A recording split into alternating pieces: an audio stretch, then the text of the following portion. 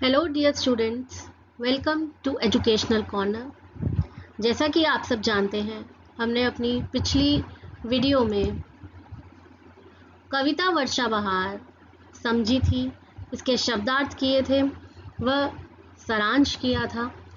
इसके अलावा हमने इस कविता को पढ़ा था। आज हम करेंगे इसी कविता की प्रश्न उत्तर। यह कविता हमने हमारी हिंदी पाठ्य पुस्तक मल्हार से ली है। कक्षा 7 की यह कविता है वर्षा बहार। इस कविता के कवि हैं मुकुटधर पांडे जी। इस कविता में उन्होंने वर्षा ऋतु की विशेषताओं और प्रकृति के सौंदर्य का मनोरम चित्रण किया है। साथ ही साथ उन्होंने ये भी बताया है कि वर्षा ऋतु के आगमन पर प्रकृति में आए बदलाव वो भी बताए गए। आकाश में बिखरे बादल, बिजलियों की चमक, सुगंधित बारिश, ठंडी हवाओं और लहराती डालियों की झलकियां भी इस कविता में उभर कर सामने आई है। साथ ही कवि वर्षा ऋतु के प्राकृतिक सौंदर्य के साथ साथ उसके ऋतु चक्र पर भी प्रकाश जो है वो डालते हैं। तो आइए आज हम करते हैं इसके प्रश्न उत्तर शुरू। पहला प्रश्न है पाठ से, मेरी समझ से नीचे दिए गए प्रश्नों का सटीक उत्तर कौन सा है? उसके सामने तारा बनाइए। कुछ प्रश्नों के एक से अधिक उत्तर भी हो सकते हैं। ठीक है, इस कविता में वर्षा ऋतु का कौन सा भाव मुख्य रूप से उभर कर आता है? ठीक है, इस कविता में जब हमने इस कविता को पढ़ा था तो हमने इसका भाव भी समझा था, सारांश भी समझा था कि इस कविता में एक्चुअल में बोला क्या गया। वर्षा ऋतु से हमें क्या भाव जो है वो यहाँ पे उभर के आ रहा है? क्या इस वर्षा ऋतु के आने से हमारा जीवन जो है दुख और निराशा से भर जाता है, आनंद और प्रसन्नता से भर जाता है, भय और चिंता से, या क्रोध और विरोध से भर जाता है? तो इसका सही उत्तर है आनंद और प्रसन्नता से। नभ में छटा अनूठी और घनघोर छा रही है। पंक्तियों का उपयोग वर्षा ऋतु के किस दृश्य को व्यक्त करने के लिए किया गया है? ठीक है, नभ में छटा अनूठी, घनघोर छा रही है। जो नभ है बादलों में, आसमान में जो है वो छटा अनूठी है, तो उस हमें घनघोर छा रही है, यानी काले काले बादल जो है वो छा रहे हैं। ठीक है, तो वर्षा ऋतु का कौन सा दृश्य ये बता रहे हैं कि बादल के घिरने का दृश्य, कि जब बादल जो है वो काले हो जाते हैं, बादल पूरे तरीके से, तो किस प्रकार से वर्षा होती है, बादलों के घिरने का दृश्य बता रहे हैं। कविता में वर्षा को अनोखी बहार कहा गया है, क्यों? कवि वर्षा को विशेष ऋतु मानता है। वर्षा में सभी जीव जंतु सक्रिय हो जाते हैं। वर्षा सबके लिए सुख और संतोष लाती है। वर्षा एक अनुभव, अद्भुत, अनोखी प्राकृतिक घटना है। इनमें से कौन सा जो है वो सही होगा कि कविता में वर्षा को अनोखी बहार कहा गया है? क्यों कहा गया है? क्योंकि वर्षा सबके लिए सुख और संतोष लेकर आती है। जब बारिश होती है तो सभी सुखी होते हैं और संतुष्ट भी होते हैं। सारे जगत की शोभा निर्भर है इसके ऊपर। इस पंक्ति का क्या अर्थ है कि सारे जगत की, सारी दुनिया जो है वो निर्भर है इसके ऊपर। किसके ऊपर? वर्षा के ऊपर। प्रकृति में सभी जीव जंतु एक दूसरे पर निर्भर है। वर्षा पृथ्वी पर हरियाली और जीवन का मुख्य स्रोत है। बादलों की सुंदरता से ही पृथ्वी की शोभा बढ़ती है। हमें वर्षा ऋतु से जगत की भलाई की प्रेरणा लेनी चाहिए। तो इसका सही उत्तर है वर्षा पृथ्वी पर हरियाली और जीवन का मुख्य स्रोत है। ठीक है, अगर वर्षा होगी, बारिश होगी, तो वो पृथ्वी पर, धरती पर हरियाली लाएगी। ठीक है, पृथ्वी हरी भरी हो जाएगी। कैसे? पेड़ पौधे, घास फूस, ये सब हरा भरा हो जाएगा और यही हमारे जीवन का मुख्य जो है स्रोत है।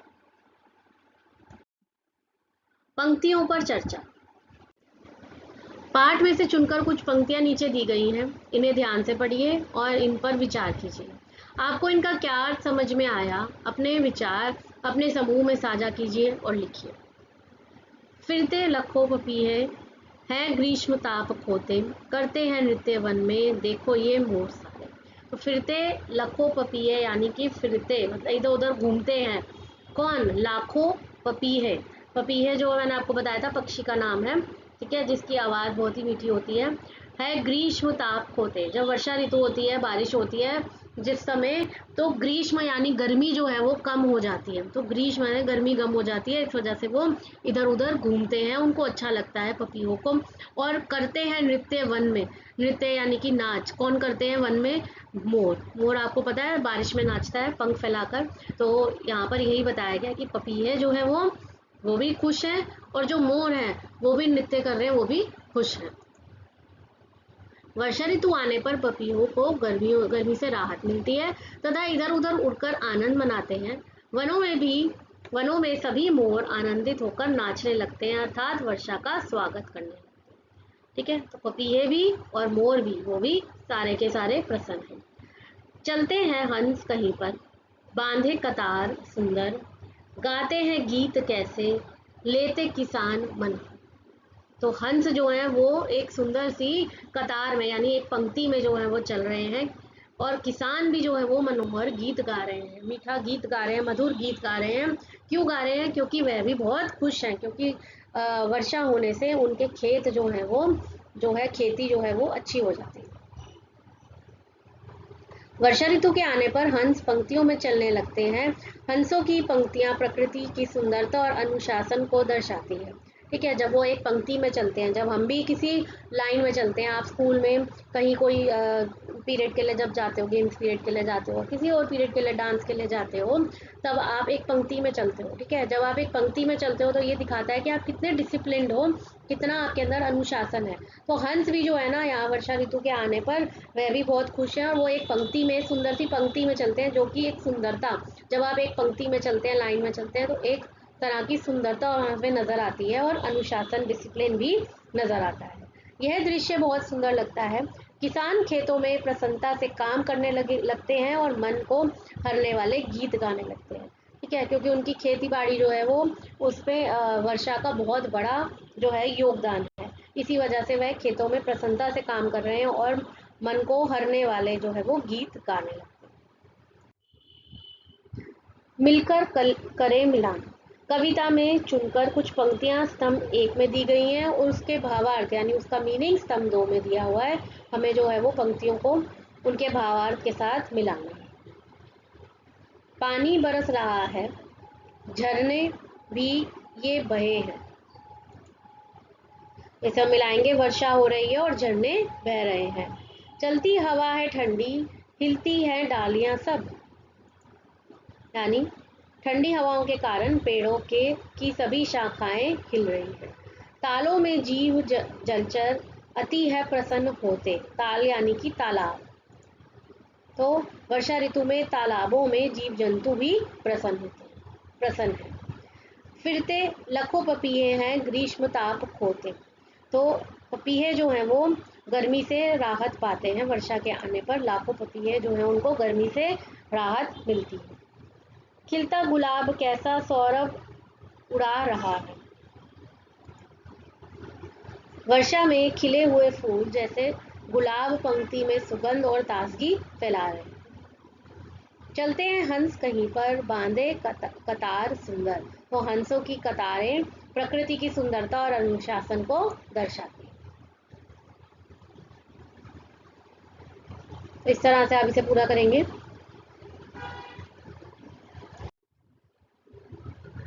सोच विचार के लिए कविता को एक बार पुनः ध्यान से पढ़िए, पता लगाइए और लिखिए। कविता में कौन कौन गीत गा रहे हैं और क्यों। अब यहाँ पे कौन कौन गीत गा रहा है और क्यों गा रहा है वो भी लिखना है। ठीक है, मालिनी, ठीक है, जो स्त्रियां जो देखभाल करती है ना, ठीक है, पेड़ पौधों की, उनको बोलते हैं मालिनी। मेंढक, किसान गीत गा रहे हैं। मालिनी इसलिए गा रही हैं क्योंकि वर्षा ऋतु आने पर बागों में हरियाली छा जाती है और ठंडी हवा बह रही है, जिससे उनका मन प्रसन्न है। ठीक है, जब बहुत गर्मी होती है तो हमारे को भी, हमारा मन भी जो है ना वो बहुत ही परेशान हो जाता है, हम भी बहुत परेशान हो जाते हैं। पर जब ठंडी हवा बहती है, हर तरफ सुंदर माहौल हमें देखने को मिलता है, तो हमारा मन भी अंदर से प्रसन्न हो जाता है। तो मालिनी भी जो है वो गाना इसलिए गा रही है क्योंकि वर्षा ऋतु में हर तरफ हरियाली फैली हुई है, ठंडी हवा चल रही है और उनका मन प्रसन्न हो गया। मेंढक इसलिए गीत गा रहे हैं। मेंढक क्यों गा रहे हैं? क्योंकि वर्षा ऋतु उन्हें प्रिय समय होता है, इसलिए वे अपनी खुशी व्यक्त कर रहे हैं। क्योंकि मेंढकों के लिए वर्षा समय जो है वो उनका प्रिय समय होता है, सबसे अच्छा समय होता है जब बारिश होती है उनके लिए, और इसीलिए वो अपनी खुशी को गाना गा के व्यक्त करते हैं। किसान इसलिए गीत गा रहे हैं क्योंकि वर्षा ऋतु में किसान के खेतों को पानी मिलता है, जिससे फसलें अच्छी होती हैं। ठीक है, किसान इसलिए गीत गाते हैं क्योंकि वर्षा ऋतु में किसान के जो खेत हैं उनको पानी मिलता है, और पानी का बहुत ही ज़्यादा योगदान है। आपको मालूम है, जो किसान है खेती बाड़ी में पानी का बहुत ही बड़ा योगदान है, तो इसलिए उनके फसल जो है वो पानी से अच्छी होती हैं, तो इसलिए वह खुश हैं और वो गीत गा रहे हैं। बिजली चमक रही है, बादल गरज रहे हैं, तालों में जीव जलचर अति हैं प्रसन्न होते। ठीक है, प्रथम पंक्ति में यहाँ पर दो पंक्तियां दी हैं, ध्यान से पढ़िए। इनमें वर्षा के दो अलग अलग दृश्य बताए हैं। ठीक है, इन दोनों में क्या अंतर है या कोई संबंध है, बताइए। ठीक है, बिजली चमक रही है, पहली पंक्ति में तो हमें क्या बता रहे हैं, हमें तो चेतावनी दे रहे हैं बिजली के बारे में, क्योंकि बिजली जब चमकती है तो सब डर जाते हैं, बादल जब गरजते हैं तो सब डर जाते हैं ना। ठीक है, और दूसरी पंक्ति में तालों में जीव जलचर अति हैं प्रसन्न होते, यानी कि तालाबों में जो जीव है, जो जीव जलचर रह रहे हैं, जो उसमें रहने वाले जो जानवर हैं जो तालाब में रह रहे हैं, वो जो है वो बहुत खुश होते हैं जब बारिश होती है। तो एक में तो हमें प्रसन्नता बता रहे हैं, खुशी बता रहे हैं, और दूसरे में हमें क्या बता रहे हैं कि चेतावनी दे रहे हैं, या फिर हमें जो है वो बिजली के कड़कने से हम लोग ज़्यादातर डर जाते हैं, तो वो बता रहे हैं। प्रथम पंक्ति में वर्षा ऋतु के आने की चेतावनी और ऊर्जा यानी बिजली और बादल की चर्चा है, तो दूसरी पंक्ति में प्रसन्नता और जीवन के उल्लास यानी जलचर की खुशी को दिखाया गया। ठीक है, तो ये तो हो गई इनके अंदर अंतर कि क्या अंतर है। पहले में जो है वो चेतावनी और ऊर्जा है, और दूसरे में जो है वो दूसरे में जीवन के उल्लास की प्रसन्नता बताई गई है। इसके बाद पहला दृश्य कारण है और दूसरा दृश्य कारण है और दूसरा उसका प्रभाव। ठीक है, पहला कारण है कि बिजली चमकेगी बारिश होगी, तो ये कारण है, उस वजह से बारिश होती है, और दूसरा जो है वो प्रभाव इफेक्ट है। ठीक है, पहला वाला कॉज है और दूसरा वाला इफेक्ट है। एक और बादल गरज रहे हैं और दूसरी ओर जीवन मुस्कुरा रहे हैं। जैसे ही बादल गरजते हैं तो जीवन जो है वो मुस्कुराने लगता है। जीवन कौन सा जीवन? जो ये जीव यहाँ पे बोले, जीव जलचर जो तालाबों में रहते हैं। कविता में मुख्य रूप से कौन सी बात कही गई है, उसे पहचानिए, समझिए और अपने शब्दों में लिखिए। वर्षा ऋतु केवल प्रकृति के सौंदर्य को नहीं बढ़ाती, बल्कि जीवन में नयापन और खुशहाली भी लाती है। वर्षा के आने से प्रकृति में ताजगी एवं नयापन ही नहीं आता, बल्कि ये सभी जीवों के जीवन में नई ऊर्जा और प्रसन्नता का संचार भी करता है। तो वर्षा ऋतु जब आती है तो इस कविता में मुख्य बात यही कही गई है कि प्रकृति के सौंदर्य को ही नहीं बढ़ाती, सिर्फ नेचर को ही नहीं अच्छा लगता है या उसकी सुंदरता को ही नहीं बढ़ाती है, बल्कि सबके जीवन में खुशहाली और नयापन भी लाती है। ठीक है, वर्षा ऋतु के आने से प्रकृति में ताजगी और नयापन आता है। इसके अलावा और क्या आता है? जीवों के जो जीवन में, हम सबके जीवन में एक नई ऊर्जा, नई एनर्जी और प्रसन्नता भी आती है।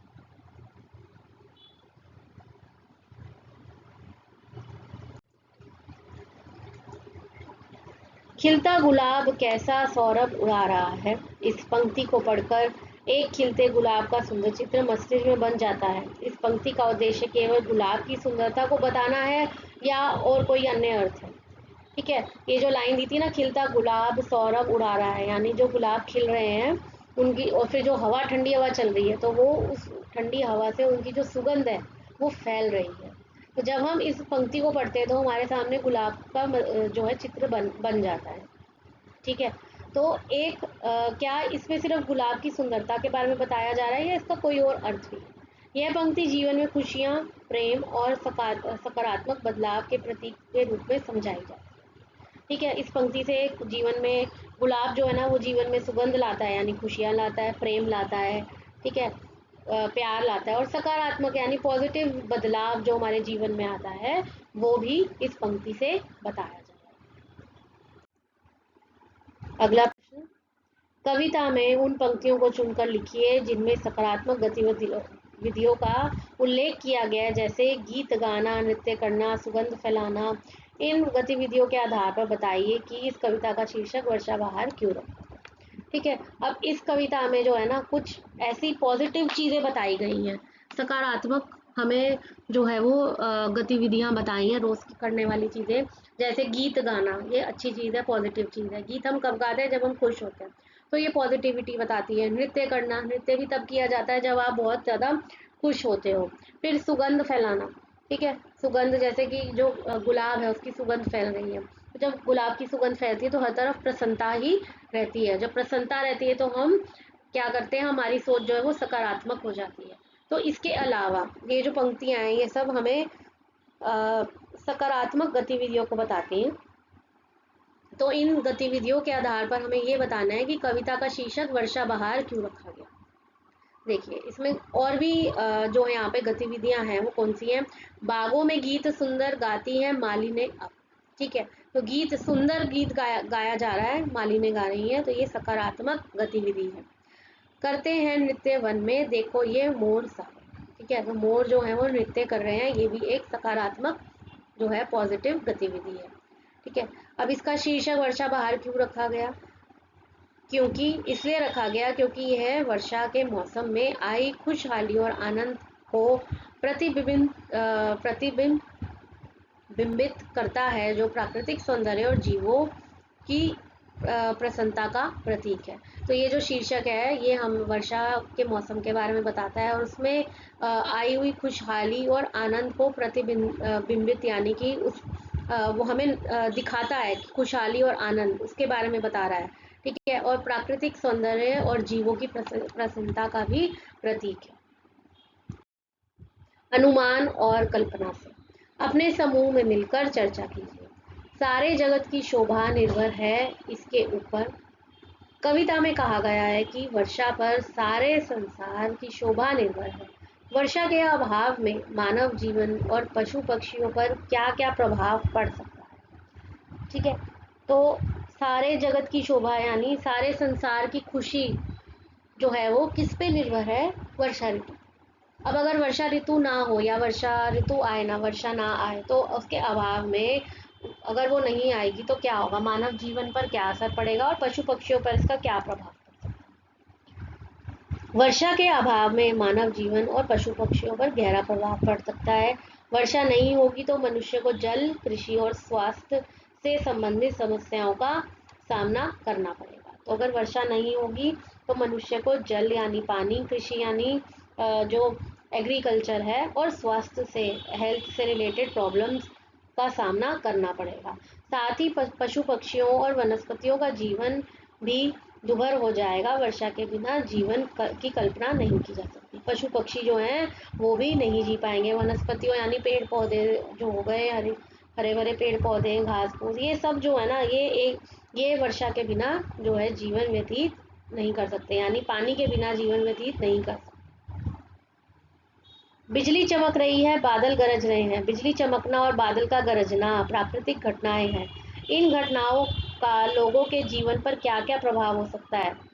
ठीक है, ये आपको बताना है कि क्या प्रभाव हो सकता है। सकारात्मक मतलब पॉजिटिव, और नकारात्मक यानी कि बुरा प्रभाव। ठीक है, अच्छा और बुरा दोनों तरह के प्रभाव हो सकते हैं। जब बिजली चमकती है, बादल गरजते हैं, ये एक प्राकृतिक घटना है, नेचर। ठीक है, ये नेचर है या नेचुरल एक इवेंट है या घटना है, नेचुरल घटना है ये। इस घटना का लोगों पर, उसके जीवन पर क्या प्रभाव पड़ता है? तो बिजली कड़कने से क्या होता है? आप डर जाते हैं ना, तो इस तरह का भय हो सकता है। जब ये घटनाएं वर्षा ऋतु का संकेत देती हैं तो ये प्राकृतिक जीवन के लिए जीवनदायी नहीं होती हैं। ठीक है, जब ये हमें वर्षा ऋतु का संकेत देती हैं, ठीक है, जब हमें बिजली चमकती है, बादल गरजते हैं, तो ये हमें बताती है कि बारिश आने वाली है। तो ये हमारे लिए जीवनदायिनी बन जाती है, क्योंकि हमारे लिए क्या होता है कि बारिश होती है तो हमारे को गर्मी से बहुत राहत मिलती है, और भी चीज़ें बहुत जो है हमें हर चीज़ सुंदर लगने लगती है। और दूसरी ओर ये घटनाएं हमें जब जब ये घटनाएं होती हैं तो भय भी हो जाता है, डर जाते हैं हम। बिजली कड़कती है तो चिंता होती है, और प्राकृतिक आपदा का भी कारण बन सकती है। जैसे बादल फट जाते हैं, कई जगह पर बहुत बादल भरे होते हैं, वो फट जाते हैं। तो बिजली कड़कती है, चमकती है और बादल फट जाते हैं, तो इससे क्या होता है? प्राकृतिक आपदाएं जो है वो आ सकती है, बाढ़ आ सकती है। तो इस तरह की चीज़ भी जो है वो इसका भी कारण ये बन सकती है। तो इसीलिए जब ये घटनाएं हो तो एक तरफ तो ये हमें प्राकृतिक जीवन के लिए जीवनदायिनी होती हैं, और दूसरी तरफ ये हमें भय, चिंता और बाकी प्राकृतिक आपदाओं का कारण जो है वो बन सकती है। करते हैं नृत्य वन में देखो ये मोर सारे। इस पंक्ति को ध्यान में रखते हुए वर्षा आने पर पक्षियों और जीवों की खुशी का वर्णन कीजिए। वह अपनी प्रसन्नता कैसे व्यक्त करते हैं। तो ये हमें पंक्ति जो दी हुई है इसमें साफ साफ लिखा है कि मोर जो है वो वर्षा आने पर नृत्य करते हैं, यानी कि नाचते हैं। तो इस पंक्ति जो वर्षा आने पर पक्षियों और जीवों में जो खुशी होती है वो अपनी प्रसन्नता किस प्रकार से वो व्यक्त करते हैं। वर्षा आने पर मोर, पपीहा जैसे पक्षी खुश होकर नृत्य करते हैं तथा गाते हैं। तो मोर जो है वो नृत्य करता है, नाचता है, पपीहा जो है वो गाता है। मेंढक वर्षा की बूंदें गिरने पर सुरीले गीत गाने लगते हैं। हंस पानी में पंक्ति बनाकर चलते हुए बहुत ही सुंदर लगते हैं। ठीक है, तो हंस जो है वो पंक्ति बनाकर चलते हैं, और मेंढक जो है वो सुरीला गाना गाते हैं, और पपीहा जो है वो भी गाना गाता है, और मोर जो है वो नृत्य करता है। तो इस प्रकार से वह अपनी प्रसन्नता को व्यक्त करते हैं। शब्द से जुड़े शब्द अपने समूह में चर्चा करके वर्षा से जुड़े शब्द नीचे रिक्त स्थानों में लिखिए। तो वर्षा से जुड़े शब्द लिखने, जैसे एक दिया हुआ है उत्साह। जब वर्षा आती है तो हमारे अंदर उत्साह जो है, जोश आ जाता है, उमंग आ जाती है। इसके अलावा भी हमें यहाँ पर शब्द बनने, देखिए पहला शब्द है हरियाली। जब वर्षा आती है तो हमें हरियाली नजर आती है, पेड़ पौधे हरे भरे हो जाते हैं, हर तरफ हरियाली नजर आती है। फिर बादल, झरना, जलधरा, बहार, मेघ गर्जन। तो इस प्रकार से आपको यहाँ पर शब्द जोड़ने हैं, और भी आप इसके अलावा भी आप यहाँ पे शब्द लिख सकते हैं, जोड़ सकते हैं। हरियाली, झरना, जलधर या जलधरा, जलधारा, बहार, बादल और मेघ गर्जन। मेघ गर्जन यानी मेघ जो है, बादल जब गरजते हैं। कविता की रचना वर्षा बहार सबके मन को लुभा रही है। इस पंक्ति में रेखांकित शब्दों पर ध्यान दीजिए। वर्षा एक ऋतु का नाम है, बहार वसंत का दूसरा नाम है। यहाँ वर्षा और बहार को एक साथ दिया गया है जिससे वर्षा ऋतु की सुंदरता को स्पष्ट किया जा सके। तो वर्षा और बहार, यहाँ पर जो दो शब्द है ना, वर्षा तो एक ऋतु है, ठीक है, और बहार जो है ना वो वसंत का दूसरा नाम है। ठीक है, तो वर्षा और बहार को जब इन्होंने इकट्ठे मिला दिया तो ये वर्षा ऋतु के सुंदरता को स्पष्ट कर रहा है ये वाला शब्द। इस कविता में ऐसी ही अन्य विशेषताएं छिपी हैं। जैसे कविता की कुछ पंक्तियां सरल वाक्य के रूप में ही है, तो कुछ वाक्य संरचना सरल नहीं है। किसी किसी में वाक्य जो है वो बहुत ही सरल दिए हैं, सिंपल दिए हैं, और किसी किसी की वाक्य संरचना जो है वो वाक्य को जो लिखा गया है वो सरल नहीं है, आसान नहीं है। अपने समूह के साथ मिलकर इस कविता की अन्य विशेषताओं की सूची बनाइए और बताइए। देखिए, कविता में जीवों, पक्षियों और पौधों की खुशी व उल्लास का वर्णन किया गया है। प्राकृतिक सौंदर्य जैसे बूंदों का गिरना, बादलों की गड़गड़ाहट, जंगल की ताजगी का वर्णन किया गया है। प्रकृति और मानव के बीच गहरे संबंध को व्यक्त किया। ठीक है, तो इस प्रकार से ये कुछ विशेषताएं हैं जो इस कविता की हैं, कि जीवों के बारे में, पक्षी के बारे में, पौधों के बारे में, ये सब जो है ये खुश है। तो इस खुशी का ही वर्णन किया गया है, प्राकृतिक सौंदर्य के बारे में बताया गया है, और प्रकृति और मानव के बीच का जो संबंध है वो बताया गया। अगला प्रश्न, कविता का सौंदर्य। नीचे कविता की कुछ पंक्तियां दी गई हैं, इनमें कुछ शब्द हटा दिए गए हैं और साथ में मिलते जुलते अर्थ वाले शब्द भी दिए गए हैं। इनमें से प्रत्येक शब्द से वह पंक्ति पूरी करके देखिए। जो शब्द उस पंक्ति में जच रहे हैं उन पर घेरा लगाओ। ठीक है, अब यहाँ पर आपको क्या करना है, आपको यहाँ पर कुछ शब्द दिए हैं इन पंक्तियों में। जैसे यहाँ पर हमें जो हमारी कविता यहाँ दी है, वर्षा बहार सबके मन को लुभा रही है, ठीक है। तो वर्षा के अलावा हमें यहाँ पर कोई और शब्द ढूंढना है, जैसे बारिश, बरसात, बरखा या वृष्टि। तो मैं यहाँ पर अगर मैं ये ले लेती हूँ शब्द बरखा, ठीक है, तो यहाँ पर मैं क्या लिखूंगी, बरखा। तो बरखा बहार सबके मन को लुभा रही है, में छटा अनूठी घंघोर छा रही है, ठीक है। तो अब यहाँ पर हम क्या ले सकते हैं, यहाँ पर हम लिखते हैं आकाश, आकाश में छटा अनूठी घंघोर छा रही, ठीक है। बिजली चमक रही है, बादल गरज रहे हैं, ठीक है। ये दिया है ना हमें कविता में, यहाँ पे है मेघ, जलधर, घन और जलद। इसका हम लिखेंगे मेघ, मेघ गरज रहे हैं। बरस रहा है झरने भी ये बह रहे हैं, जल, नीर, सलिली, सलिल या फिर तोय। तो यहाँ पे आएगा जल, बरस रहा है और झरने भी बह रहे हैं, ठीक है। इस प्रकार से हम यहाँ पे किसी दूसरे शब्द के साथ इसको हमें पूरा करना। विशेषण, बागों में गीत सुंदर गाती हैं मालिनें अब। इस पंक्ति में सुंदर शब्द गीत की विशेषता बता रहा है, अर्थात यह विशेषण है। गीत एक संज्ञा शब्द है जिसकी विशेषताएं बताई जा रही हैं, अर्थात यह विशेष्य शब्द है, ठीक है। तो विशेषण शब्द क्या होता है, जिसकी विशेषता, किसी संज्ञा या सर्वनाम जब हम उसकी कोई विशेषता बताते हैं, ठीक है। जहाँ पे जैसे यहाँ पर हमने गीत के बारे में हम क्या कह रहे हैं कि सुंदर है, तो गीत जो है ये हो जाएगा यहाँ गीत शब्द यहाँ पर एक संज्ञा शब्द हो जाएगा, और जिसकी विशेषता बताए, इसकी विशेषता क्या बताई जा रही है कि सुंदर, सुंदर गीत है, तो सुंदर जो है वो हो जाएगा विशेष, ठीक है। तो विशेषण और विशेष्य जो है वो हमें यहाँ पर छांटने हैं। नभ में छटा अनूठी घनघोर छा रही है, तो हम किसकी बात कर रहे हैं यहाँ पर, यहाँ पर विशेषण क्या है, अनूठी, और विशेष्य है छटा, छटा की बात हो रही है। चलते हैं हंस कहीं पर, बांधे कतार सुंदर। तो इस शब्द में यहाँ पर देखो सुंदर शब्द जो है वो विशेषण है, और विशेष्य क्या है, किसकी बात कर रहे हैं, कतार की, लाइन की, पंक्ति की बात कर रहे हैं। मेंढक लुभा रहे हैं गाकर सुगीत प्यारे। तो प्यारे शब्द विशेषण है, और सुगीत, गीत जो है वो क्या है, विशेष, ठीक है।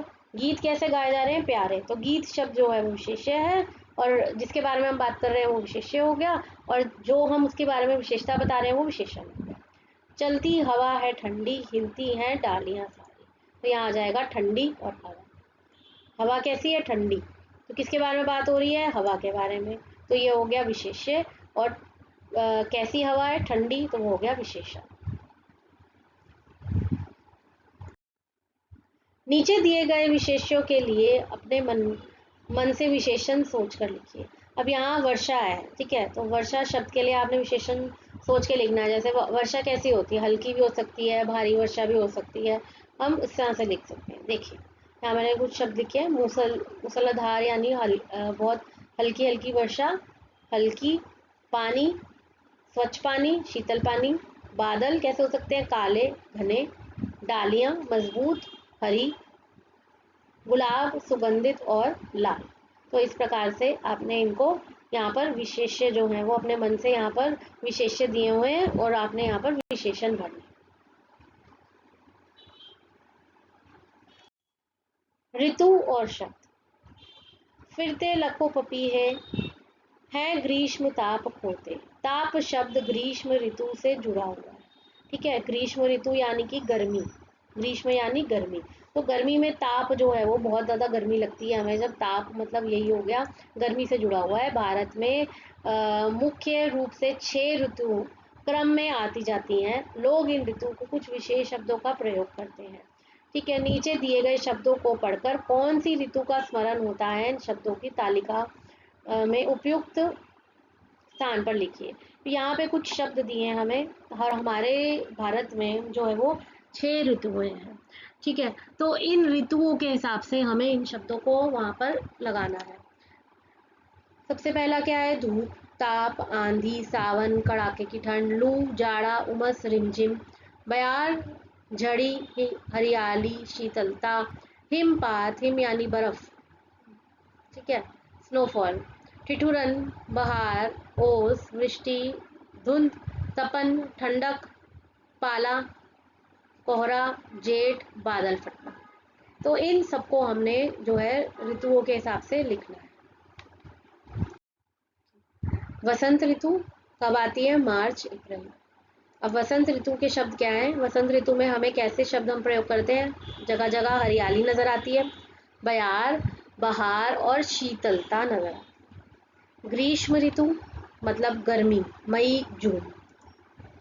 जेठ, लू, तपन, ताप, उमस। ठीक है। वर्षा ऋतु जुलाई अगस्त जो अभी चल रही है।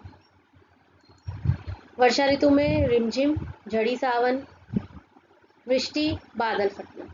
ठीक है, रिमझिम, झड़ी, सावन। कहते हैं ना सावन का महीना, जुलाई में सावन का महीना कहलाता है। तो सावन शब्द, वृष्टि और बादल और आंधी। ठीक है, जब बारिश होती है उससे पहले आंधी चलती है। शरद ऋतु सितंबर से अक्टूबर तक, ओस। हेमंत ऋतु नवंबर से दिसंबर, धुंध, ठंडक। शिशिर ऋतु ठंड पड़ जाती है जब बिल्कुल जनवरी फरवरी में। ठीक है, हेमंत के 3 है, धुंध, ठंडक और जाड़ा। कोहरा कड़ाके की ठंड, धूप, ठिठुरन ठिठुरन, हिमपात और पाला। इस प्रकार से पूरा करके पाठ से आगे आपकी बात। वर्षा के समय आपके क्षेत्र में क्या क्या परिवर्तन आते हैं? जब बारिश होती है तो आपका जो क्षेत्र है जहाँ आप रहते हैं वहाँ क्या क्या परिवर्तन आते हैं, चेंजेस आते हैं? देखो, वर्षा के कारण मौसम में ठंडक आ जाती है, पेड़ पौधे हरे भरे और ताज़े हो जाते हैं, नदियों, झीलों, तालाबों आदि में जल स्रोत का स्तर बढ़ जाता है। बारिश के चलते स्कूल आने जाने के समय में अनुभव बताइए, किसी रोचक घटना को भी साझा कीजिए। ठीक है, जब बारिश में आप स्कूल जाते आते हैं तो उस समय किसी रोचक घटना को, किसी इंटरेस्टिंग घटना को आपको बताना है। देखिए, एक बार मेरे स्कूल के बाहर भारी वर्षा होने के कारण तालाब बन गया था, जिस में मेरे जूते भीग गए और मेरी किताबें भी गीली हो गई। फिर मेरे माता पिता ने मेरी सहायता करके मुझे स्कूल के अंदर तक पहुंचा दिया। ठीक है, वर्षा ऋतु में आपको क्या क्या करना अच्छा लगता है और क्या क्या नहीं, और क्या क्या नहीं कर पाते हैं? क्या करना अच्छा लगता है जब बारिश होती है? तो समोसे खाना अच्छा लगता है, पकोड़े खाना अच्छा लगता है, चाय पीना। कई बच्चे नाव बनाते हैं, कागज़ की नाव बना के पानी में जो है वो उसको जो है वो चला देते हैं, है ना? तो ये सब चीज़ें आपको पसंद है। और क्या नहीं कर सकते? आपको को बाहर खेलने जाना है, आप बाहर नहीं जा सकते। कहीं घूमने जाना है, नहीं जा सकते। किसी से मिलने जाना है, आप मिलने नहीं जा सकते। तो इस प्रकार से हम लिखेंगे। वर्षा ऋतु में हमें निम्नलिखित क्रियाकलाप करना अच्छा लगता है: चाय और गर्मा गर्म पकोड़े खाना, बारिश में नहाना, कागज़ की नाव बनाकर पानी में बहाना। और वर्षा ऋतु में हम बाहर घूमने नहीं जा पाते, बाहर खेल नहीं पाते, कपड़े नहीं सुखा पाते, मनोरंजन नहीं कर पाते। ठीक है,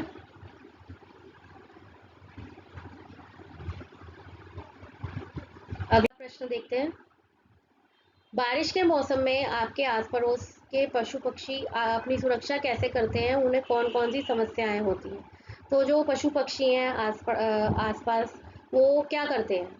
एक तो भीग जाते हैं, उससे परेशानी होती है उनको। फिर उनको खाना इकट्ठा करना पड़ता है। ठीक है, खाना इकट्ठा करके रखना पड़ता है बारिश के मौसम में। और अपनी सुरक्षा कैसे करते हैं?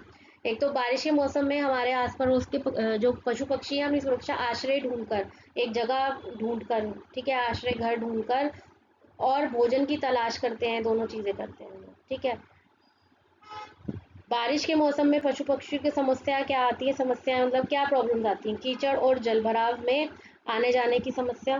ठीक है, कीचड़ और जल भराव, जगह जगह जल भर जाता है तो उनको बड़ी दिक्कत होती है कीचड़ में इधर से उधर आने जाने में।